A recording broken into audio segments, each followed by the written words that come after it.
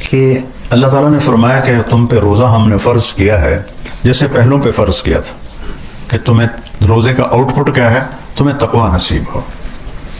اور تقوی کا مطلب خوف نہیں ہوتا، تقوی کا مطلب بچاؤ ہوتا ہے، کہ جتنی نافرمانیاں ہیں ان سے اپنے آپ کو بچانا، اور جتنے لوگوں کے غلط رویے ہیں ان میں الجھنے کی بجائے اپنے آپ کو بچا کے آگے گزر جانا. حضرت عمر نے ابی بن کعب سے پوچھا تقوی کسے کہتے ہیں، قرآن میں کتنی دفعہ ہے؟ تو ابی بن کعب کہنے لگے کبھی کانٹوں بھرے راستے پہ چلے ہو؟ انہوں نے کہا سارا عربی کانٹوں سے بھرا ہوا، راستے ہی راستے ہیں. کہا تو کیسے چلتے ہو؟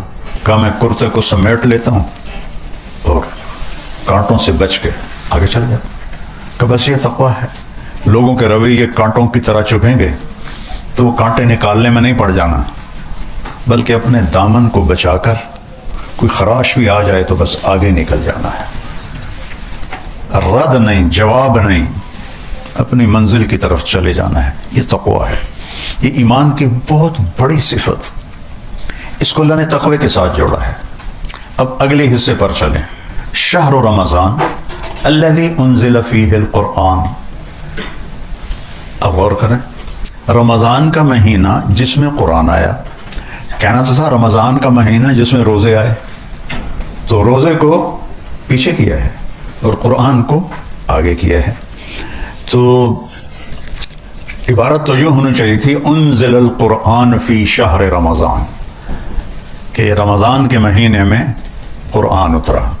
لیکن اس کو ہائی لائٹ کرنا تھا چونکہ قرآن کلام ہے. فَإِذَا قَرَأْنَاهُ، اللہ کہہ رہا جب میں پڑھوں.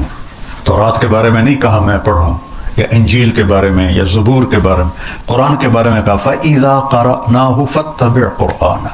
جب ہم تلاوت کریں تو آپ اس کو پیچھے پیچھے چلیں. تو یہ کلام ہے، اور کلام میں اتار چڑھاؤ ہوتا ہے، ایسے سموتھ نہیں ہوتا ہے، ایسے ہوتا ہے. کہیں لہجہ اونچا ہو جاتا ہے، کہیں درمیانہ ہو جاتا ہے، کہیں پست ہو جاتا ہے.